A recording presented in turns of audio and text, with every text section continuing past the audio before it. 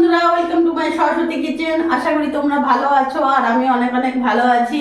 আজকে আমি রান্না করব, আমার হাতে দেখতে পাচ্ছ, এটাকে বলে থোড়, কলা গাছের থোড়। তো অনেকে ভাড়ালিও বলে, অনেকে থোড় বলে, তো আমরা এটাকে কলার থোড় বলি। তো আমি এটাকে আজকে ভাজা করব, কিভাবে করি তোমরা দেখো। তার আগে আমি এটা কেটে ধুয়ে নিয়ে আসি।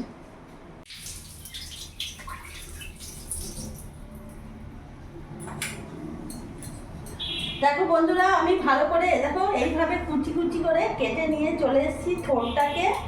আর এরই মধ্যে আমি শুধু একটি আলু দেবো। আলুটাকেও আমি আলু ভাজার মতন সরু সরু করে কেটে নিয়েছি। এবার এর মধ্যে আমি লবণ দিয়ে দেবো। এখানে আমি 1 চামচ আর একটু লবণ দিয়ে দিলাম, আর সামান্য একটু হলুদ দিয়ে দিলাম, 1/2 চামচের মতো। এরই মধ্যে আমি আলুটাও এর মধ্যে দিয়ে দেবো। আলুটাও আমি কেটে ধুয়ে রেখেছিলাম, দিয়ে ভালো করে এটা হাতে চটকাবো। এইভাবে ভালো করে আমি চটকে নেব।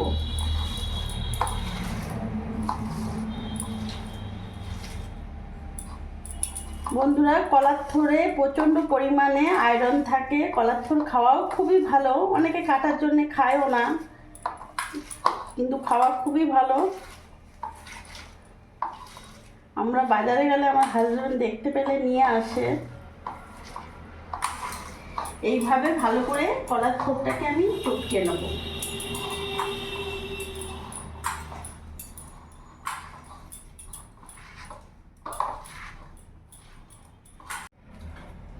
আমার ভালো করে আমি মাখিয়ে নিয়েছি, দেখতে পাচ্ছ।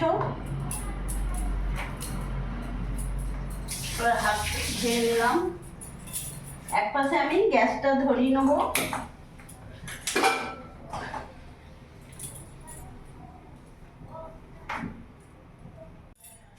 কড়াই গরম হয়ে গেছে, আমি এবার এখানে সর্ষের তেল দিয়ে দেবো। রান্নাটা আমি পুরোটাই সর্ষের তেলে করব।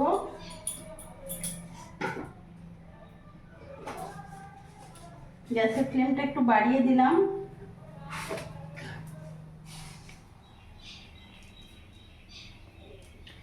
এখানে আমি 1/2 চামচের মতন সর্ষে ফোড়ন দিয়ে দিলাম।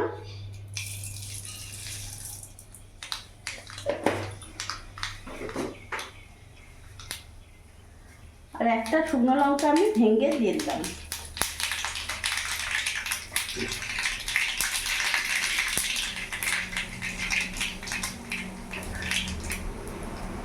ফোড়নটা ভাজা হয়ে গেছে, ফ্লেমটা একটু কমিয়ে দিলাম।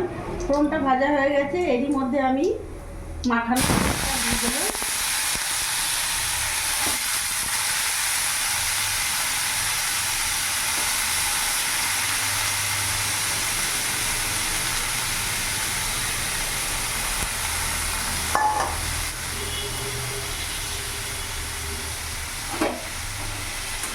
এবার ভালো করে মিশিয়ে নেবো, নাড়িয়ে নেবো।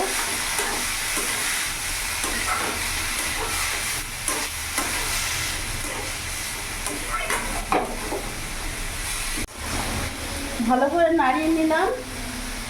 এবার গ্যাসের ফ্লেমটা আমি মিডিয়াম রাখবো, আর কিছুক্ষণ আমি ঢাকা দিয়ে দেবো।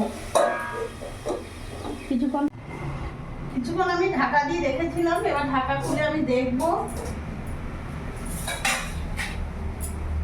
গ্যাসটা কিন্তু আমার সিম আঁচ করা ছিল, একটু বাড়িয়ে দেবো।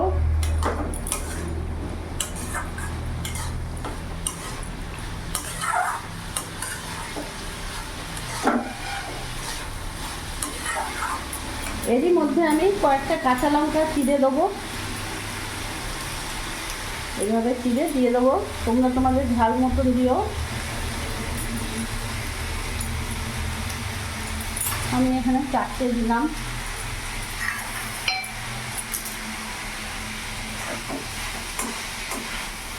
ভালো করে মিশিয়ে নাড়াচাড়া করে নেবো।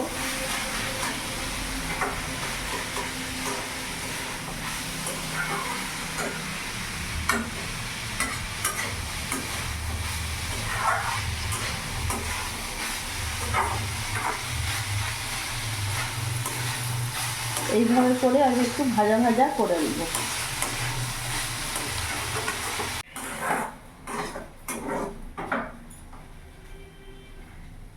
দেখতে পাচ্ছ বন্ধুরা, আমার থোর আর আলু যেগুলো আমি কেটেছি খুব সুন্দরভাবে সেদ্ধ হয়ে গেছে।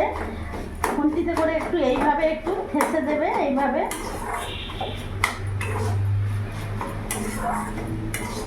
তাহলে ছাড়া ছাড়া হবে না, বেশ একটু মাখো মাখো গামাখো হবে।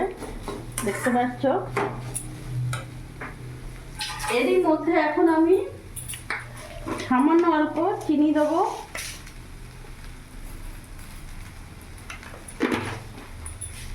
সামান্য অল্প চিনি দিলাম, এবার ভালো করে আমি মিশিয়ে নেব। গ্যাসের ফ্লেমটা একটু বাড়িয়ে দেবো।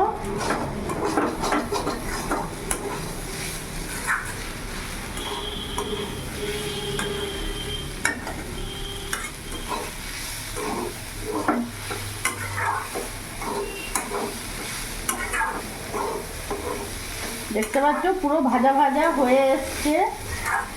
এবার গ্যাসটা অফ করে দেবো। আমার থোর ভাজা একেবারেই রেডি।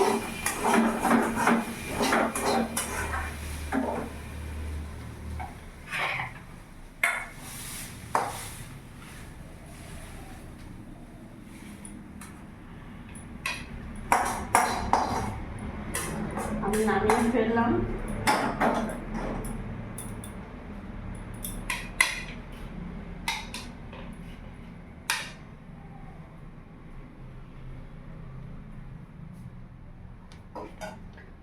তো দেখলে বন্ধুরা, আমি থোর ভাজা কিভাবে করলাম, সম্পূর্ণ নিরামিষ। সেটা তোমরা যে কোনো দিনে এটা করতে পারো।